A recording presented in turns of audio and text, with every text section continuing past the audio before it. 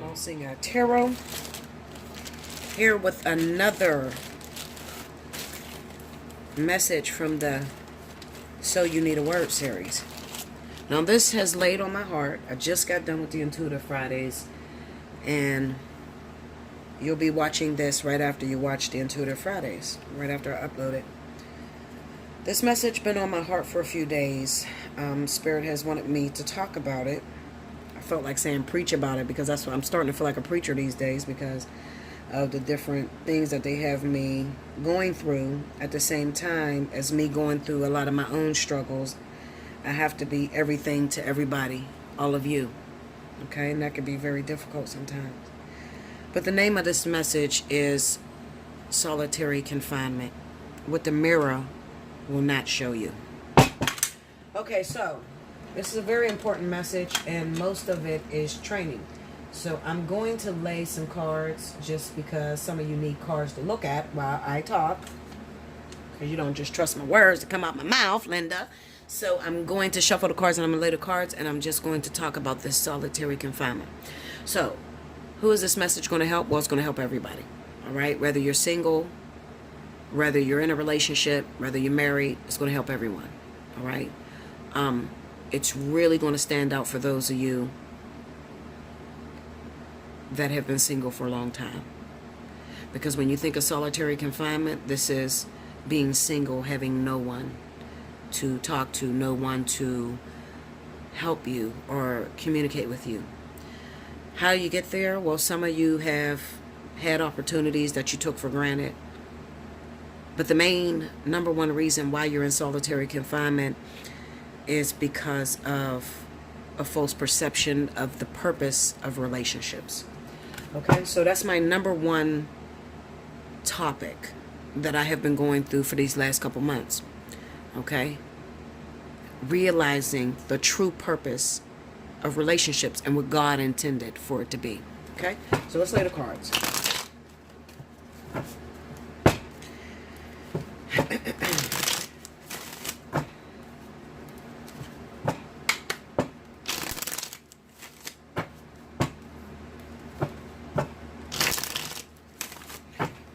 Two more. Here we go.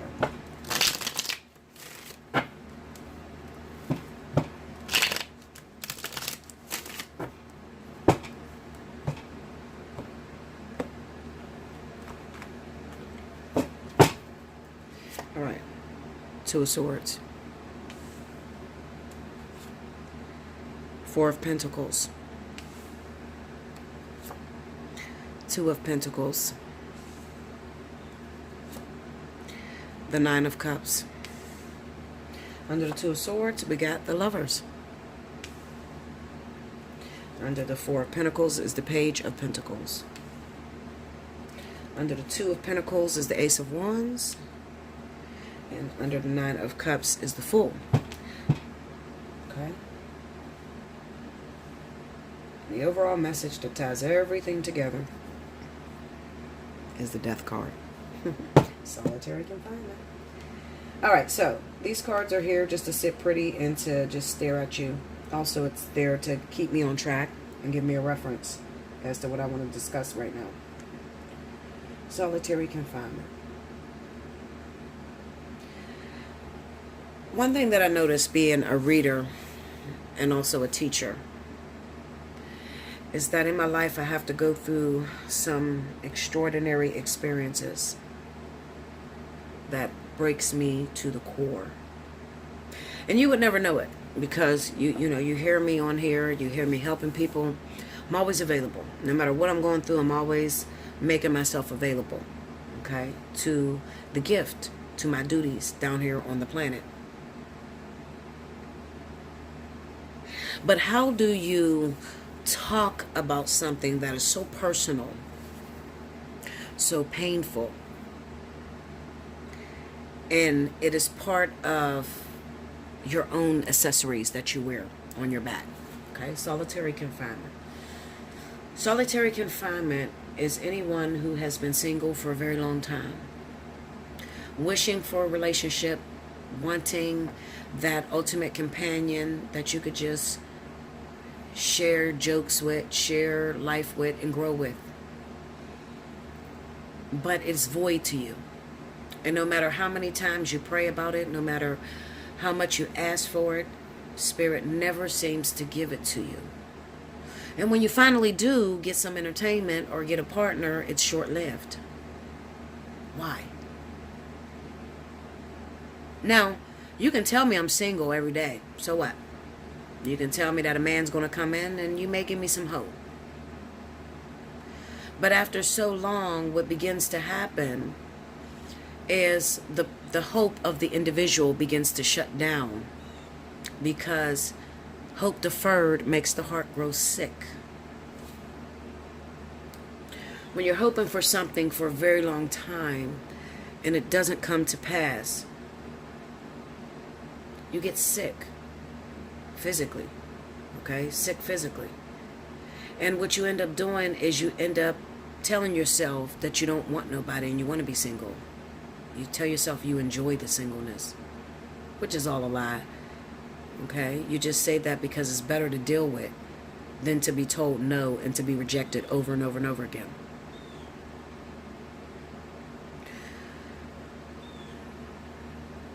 What is the purpose of life? Why do we incarnate down here? I can give you a very accurate, simple answer, but it might not be enough for you. But it's honest and it's truthful. And I wouldn't want you to just listen and take my word for it. I want you to pray about it, and I want you to talk to God yourself and to find out if I'm accurate. Purpose of life. Well, everybody has incarnated down here on the planet to be like God. That's it. To remember that you and God are one. If you think about what everybody wants, people want to create, manifest the things that their heart desire, and be happy. But what is happiness? I'm still waiting on somebody to give me the definition of happy. Because everybody that I've ever spoken to seemed to have needed happiness, and they needed to be in a relationship in order to obtain that happiness. And when I talk to people that are in relationships, they're not happy. So, you know, I need a reference to go by in order to be able to say that's what I want. I need to be able to see it. I need to be able to experience it. Okay? Getting back to the point. In incarnating down here on the planet and wanting to become like God or get back to your soul essence of God, because see, when you're in a soul form, you and God are one. But when you get down here and you got to get into this skin suit,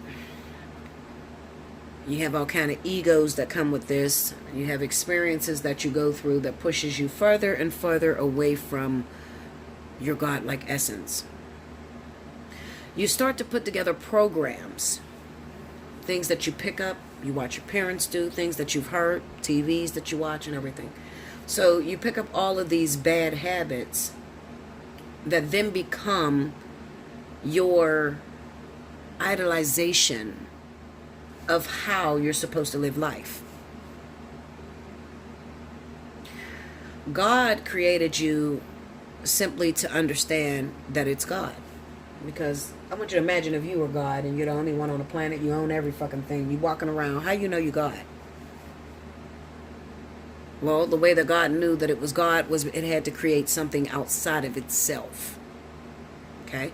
So when you hear people say that I am God, I don't want you to get offended. And a lot of people do get offended. What you mean you're God? You're not God. God is somebody different. No, well, you are a part of God's. Okay? So if God was to put all of us together, then it would make itself. Okay?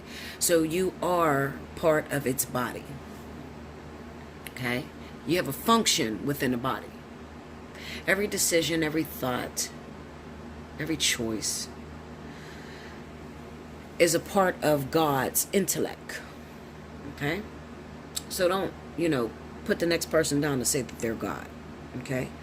That's pretty much right. Now,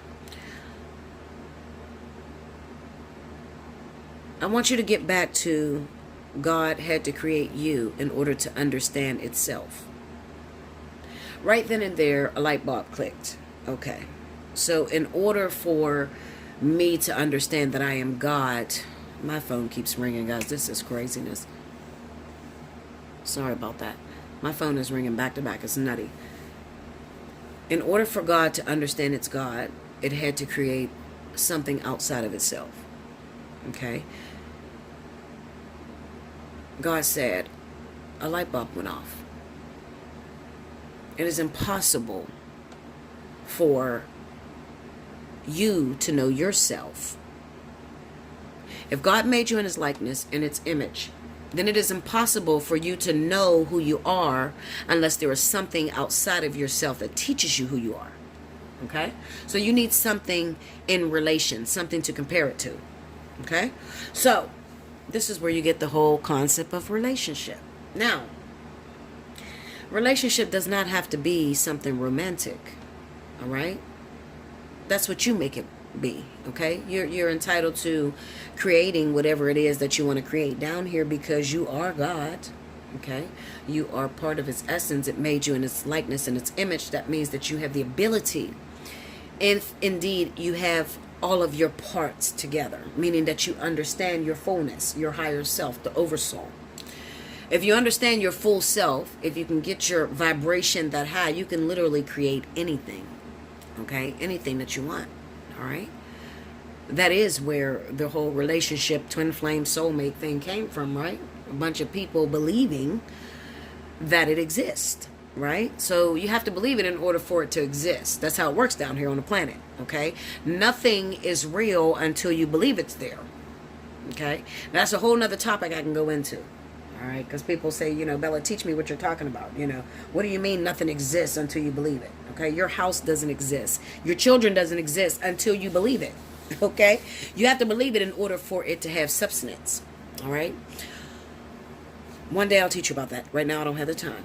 So we're just going to jump into the whole relationship factor. All right. So relationships are necessary in order for you to understand yourself. Let's rewind the tape. Let's go back to, like I said to you, once you got down here, you put on a skin suit. You went through different experiences. You have picked your template for life. Okay, who you wanted your mother to be, who you wanted your father to be, the people that you're supposed to meet up with. You've made contracts with different individuals. They're all playing a part of your movie.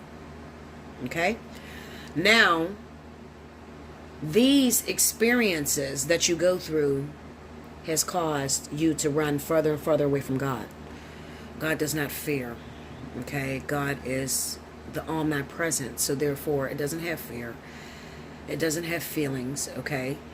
It doesn't know anything outside of love. Love is the highest vibration that you could ever reside in, and that's where God always resides in, okay? Now, fear is a lower vibration. Anger is a lower vibration. Jealousy. It's all lower vibrations. These are all the things that are on top of you, inside of you, okay? That needs to be purged up so that you can get to your omnipresence. Remember, it's not about meeting your twin flame, your soulmate, your life partner, none of that shit. It has nothing to do with none of that. You can live your entire life and never meet your soulmate, your twin flame, none of that, okay? Because as long as you are not a hermit and keeping yourself completely off the grid, away from people, God can use relationship in order for you to be taught that you and God are one, in order to purge you, because that's what needs to happen. It's a purging that needs to take place. You need something in relation to yourself in order to get you to regurgitate all the things inside of you that make you not like God. Now, what is the best way to do that? I want you to think of this planet. I want you to think of the duality. Remember, once you get down here, everything is duality. Okay, so everything is in its opposite form. All right, remember, God had to understand itself, so it had to make something outside of itself. We mirror behaviors that God does not mirror. Okay, because God is in the soul presence, we are in the physical presence. Okay, so everything is duality. Everything is backwards. If you come to learn about love, you got to learn what love is not in order to understand love. Okay, you come to learn about selfishness, you got to learn what selfishness is not in order to learn the whole concept of selfishness. So on and so forth. Okay, now you've already picked this template as far as what you came down here. Your ultimate goal was to learn, okay, or relearn, because you never forgot it. Actually, when you came down here, you went through the whole induction process. Then you picked up different programs on you, fears, different things like that, that make you less and less like God. Okay?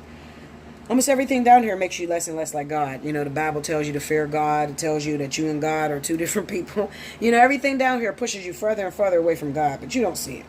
Okay? Because you follow the ways of your ancestors. All right? Not, you know, most of you are not smart enough to realize, well, where the fuck did they make it, actually? You know, they keep reincarnating on the planet, and they haven't made it through this whole process of life either. Okay? If they had, there would be no such thing as reincarnation.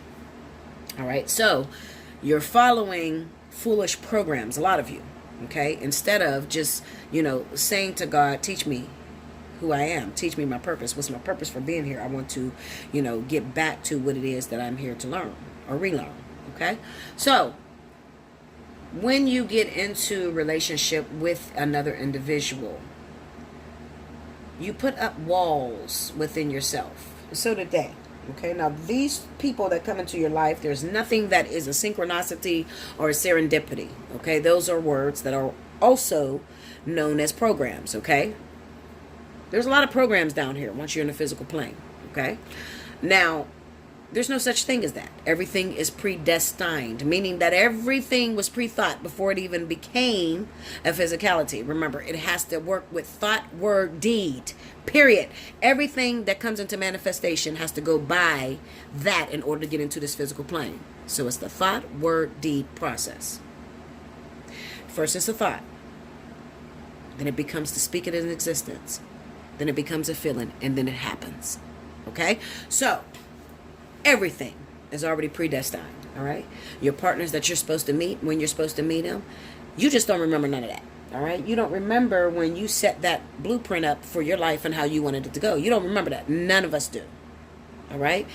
If we would remember that, then it would take the whole concept out of coming down here and going through the school of life. We wouldn't need to come through the school of life, okay? If we got psychics to tell us everything about our life and, you know, in fact, you meet a psychic that, you know, tells you a little bit too much, because they are out there. You know, they step completely over the boundaries, and they tell you a little bit too much, and they take the excitement out of you experiencing that. The truth of the matter is, you know, and I tell people all the time, because people always want, tell me what's going to happen in my future. It's not going to happen with me, Bella. No. No, not with Bella, honey. I'm not going to tell you your future. All right? I'm not going to tell you your future unless it has something to do with your path that you're on right now. All right? I'm not going to tell you your future. If I tell you your future, then guess what? Then you won't pass the test. Okay? Because being told it versus experiencing it is not going to prepare you for the test at hand. So you have to go through the experience in order to learn the lesson. Once you learn the lesson, it's complete, you can move on to the next grade. If somebody tells you what is going to happen, you're going to do everything in your power to sabotage that. Okay? So all spirit does when you go to a psychic and they tell you some future shit, they just revance it. They turn that motherfucker around and make the psychic look like a liar. Okay? Because they're not allowed to do that. All right? Any psychic knows that there is a certain level of information that we can give. All right? You can't just be sitting there residing in the Akashic records. Hell no. You have to have a perfect purpose for accessing the Akashic records. And it has to do with if you're off your chosen path now. Because you can only glimpse into it. You can't really reside there. Okay, it's a very, very high vibration. And you have to prepare to even get into it. Most people don't get into it. Most people are just fantasizing and telling you what the fuck you want to hear and taking your money. Okay? But let me tell you this. Because of the Akashic records changing all the time. It's constantly moving. You know, everything moves. Everything has life. Even the Akashic records. So it's constantly changing. It changes based off your thoughts. So as you think, you recreate, you procreate. You keep doing it over and over and over again. Okay, so it constantly changes. So there's no way to really, really know your future. All right, unless you experience it. Now, even me, okay, who is all-knowing, who has the ability to see extremely far, I will tell you that most of the time, even in my own life, when I am trying to get information on where I'm headed, it will alter differently than the way I seen it. Okay? So it will kind of flip. It won't be exactly the way I seen it. Okay? That's there so that I can learn to navigate. And there's that freeness of free will that is given to me. Okay? In case I want to change things. I mean, when it comes to your free will, you can never change another person. Okay? You can never alter another person's destiny. All right? So, you have to understand that about free will. Free will simply says, yes, I will accept this, or no, I won't accept that. That's it. That's all free will does. All right? But everything else is predestined. You can choose to not play at this game of life. Nope, I don't want to go through it. I've been through too much pain. I'm not accepting what you're giving me. I'm not going to accept it. I'm not going to take it on. Okay? You can choose that. And then what ends up happening is you go into hermit mode. And you lose your opportunities, placing you in solitary confinement. Okay? People that are in solitary confinement are people that have decided that they don't want to play the game. They don't want to play the game. They've been hurt. They got walls up. So they're not playing fair. You made a contract with a certain individual to meet them at a certain time, and they're responsible for triggering those things inside of you to get you right within. All right? But when you meet them, it doesn't look like the fairy tale or the program that you learned. Okay? The thing you watched on TV. The thing your neighbor told you that they felt. It doesn't look like that. Okay? It looks like problems. Okay? I'm going to make this very simple for you. People ask me all the time, will it get better, Bella? I don't know how to answer that question without being blatantly honest. Better? No. I don't know about better. Okay? Will it ever live up to your fantasy of better? It really depends on your perception of better. It will never live up to your fantasy of better. As long as you have breath in your body, you will always be fighting. That's the way it's designed. It's going to take you a while to unlearn everything that you've learned since you've been here. Some of you old as shit right now, and you're trying to catch the fuck up. You know how they say the old chicks or whatever, old guy set in his ways, don't want to change? Some of you old. You know, you're coming to me now at 60 and 70 years old, and you're too fucking old. Like, your shit's almost over now. Okay, you should have been seeking this when you were 20, 21, 22. You know, I love to talk to the babies because I got time now. Now I can teach them, listen, if you pay attention to the way I tell you, you'll have an easier life. You'll navigate through this. It'll be a piece of cake. So you get into these relationships with these individuals, which is also known as karmic soulmates. These people are responsible for triggering things inside of you that have pushed you off course of your goal. And remember what I said what your goal was. Your goal is to be more like God. But I think that when people hear that, they don't really get it. You don't understand. Your goal is to be more like God, and so is his. So is hers. Okay? So is the partner that came into your life. All right? In doing so, you have to get rid of all of those things that have become fears. Repressed emotions. All right? Now, in order to get those things, those fears out of you, it has to be triggered upon.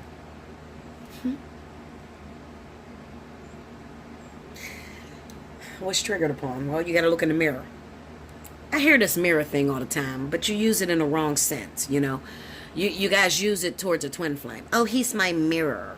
Most of y'all don't even know what the hell a mirror is, okay? Like, he's not your mirror. As if you're going to look and he's going to look just like you. No. The mirror shows you your imperfections. Because, I want you to try something right now while you're listening to this. I want you to close your eyes right now, and I want you to imagine what you look like. Don't you look perfect as fuck? You look perfect in a motherfucker until you look in that mirror. You be like, oh shit, where did this pimple come from? I ain't even feel it. Oh my goodness, is my lip big on one side? You start to notice your imperfections. All right, that's what the mirror does. The mirror shows you your imperfections. Well, so does the man or the woman that comes into your life. They're your mirror. Okay? They are to reflect back to you all the ugliness within you. Now, in order to keep relationship going.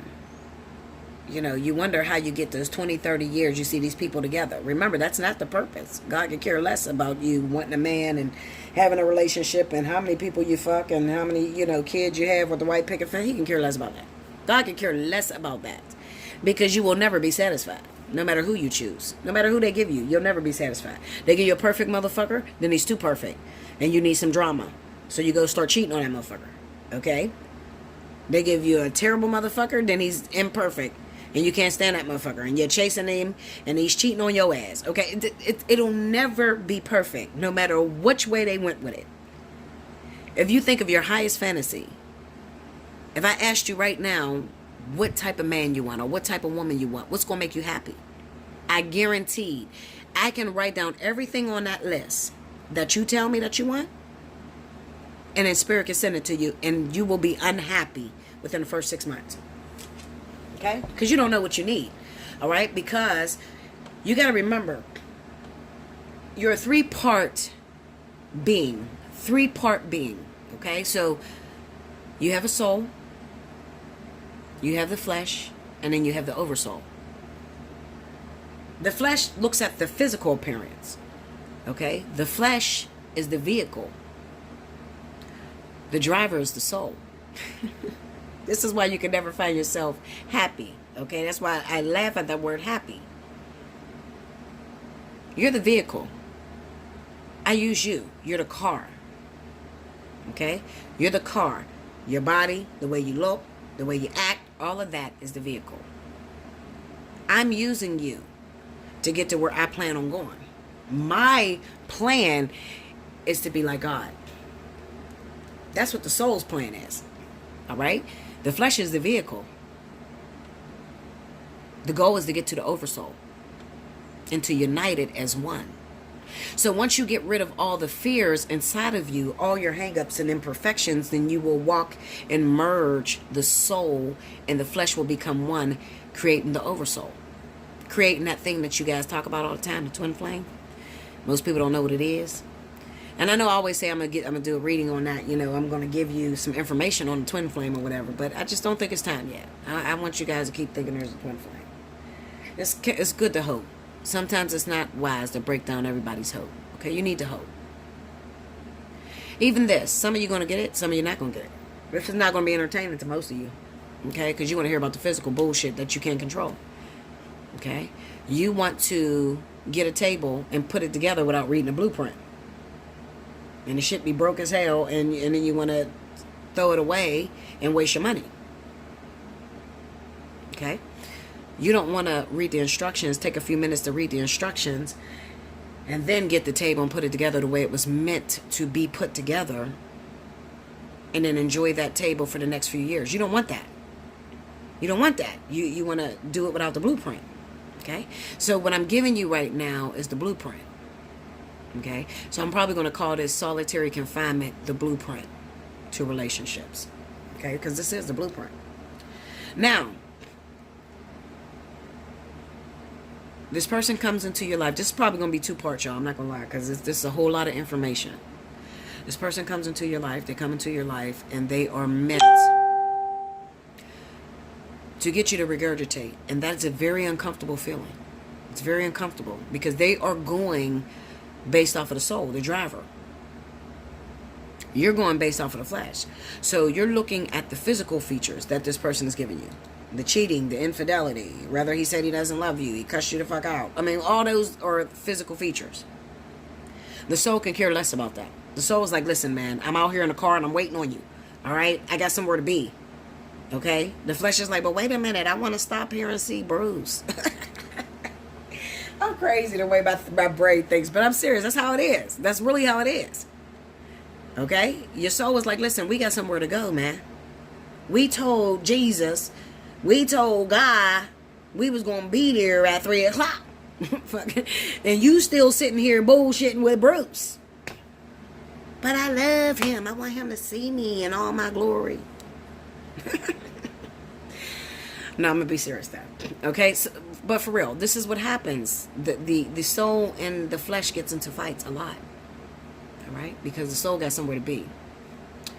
And once you have lost the concept of the purpose of why you're even over Bruce's house, or why y'all stopped at Bruce's house in the first place, when you've lost the concept, when you've lost the understanding that you don't own this person, okay, that if this person wants to cheat, let him cheat, because this is predestined. This is what's supposed to happen.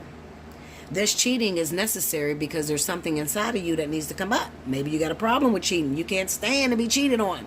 It makes you sick. It reminds you of how your daddy cheated on your mama. You can't stand it. Oh no, I don't have to settle for that. I like to talk to them women that talk shit on my board, you know. I'm not going to settle for that, Bella. You stupid. Oh, really, Linda? You still single. You still in a relationship that don't work out for you because you're still looking to control it. You haven't learned. Okay? You're one of the ones that threw the table up without the blueprint. When you throw the table up without the blueprint, it falls apart rather quickly. Then you're jumping from man to man to man. Okay? So listen to me.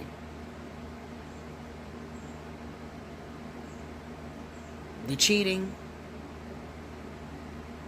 the arguing, the drinking, whatever the fuck they come in with, is all necessary. It's part of the blueprint. All right? It is part of the process in order to keep you guys together. What keeps you together is that they are working towards a common goal. Because one thing that you'll notice is as soon as your flesh begins to take over and say, I'm driving here. And what would that mean? That would mean that, you know, you cuss him out because, you know, he's cheating on you. You tell him he got to be in at a certain time. You look through his phone. You watching the social media. You saying you ain't happy. All that shit. That has nothing to do with you learning your lessons. The flesh has taken over. And when the flesh takes over, what happens is the soul say, and I ain't got you to do. You know what? Okay? You told me we were stopping over here for a minute. I'm trying to be with you. But I got somewhere to be. Okay? And you're creating a detour for me. Because you want to sit here for 3 and 4 years over Bruce's house. You said you was only stopping over here. Okay? You want to sit here for 3 or 4 years and get absolutely nowhere. And I'm trying to get these lessons learned so I can get closer to my goal. I don't have you to do. So I tell you what, I'm going home. Okay? I'm going back home. You stay with Bruce. I'm out of here. And the soul completely leaves the flesh. Okay? And when the soul leaves the flesh, what ends up happening is this is where you start to get your insecurities. All right? This is where you start to give up on the relationship altogether. You give up. You sleep in separate beds now. You're not communicating. You're telling people you're not happy. You're cheating on Bruce. He's cheating on you. Trying to lead a relationship. To go at hand. You're totally forgetting that you're only with Bruce. You only stopped over Bruce's house so that you can go and pick up what you needed from Bruce. Okay? You totally forgot that the soul is not going to work with you if you want to lollygag and bullshit around and not get what you came to get from Bruce in the first place. The soul's not going to fuck with you. And when the soul and the flesh is at odds with each other, you cannot keep a relationship going. Now, the way that I explained that, I'm going to let that sit. Okay? I'm going to stop the video right there. I'm going to let it sit because I don't want to give you too much. If I give you too much, it'll blow your brain. You won't be able to process it. Okay? I want you to take my coagulisms, ain't that what they call? And I want you to put it together in your head. And I teach it like that because I have people with different vibrations. People that are watching this video, they're all on different levels. So I'm trying to get it through to where everybody can get it and they understand it.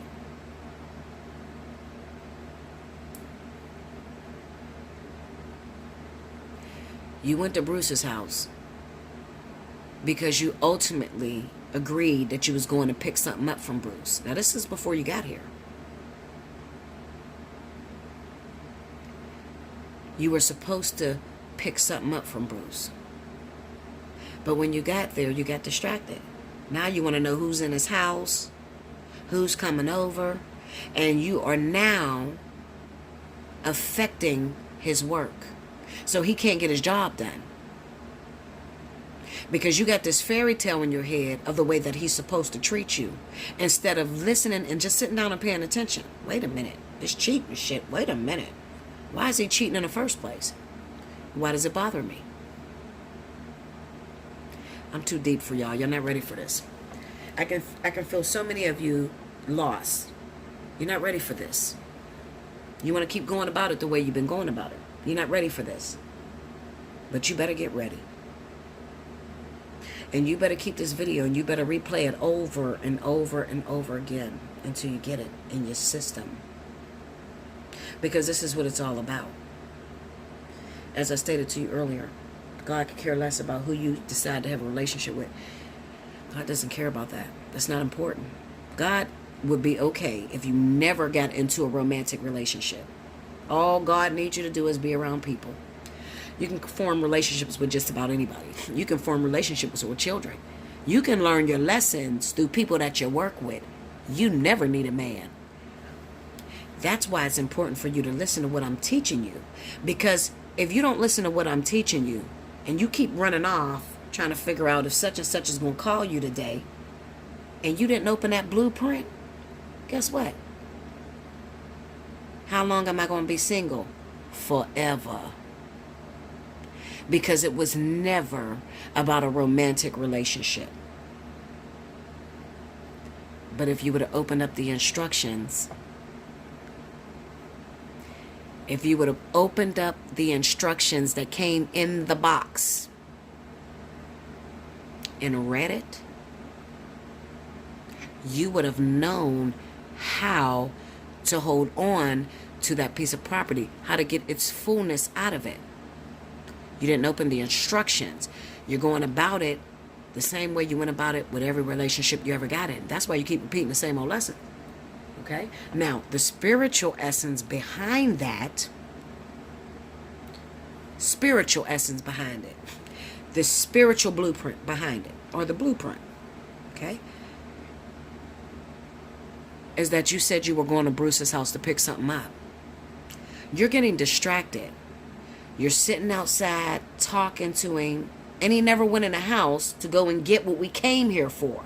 Now your soul is mad, and your soul took the fuck off. And when your soul leaves, and it doesn't want to work with your flesh, then you do not have relationship, placing you in solitary confinement.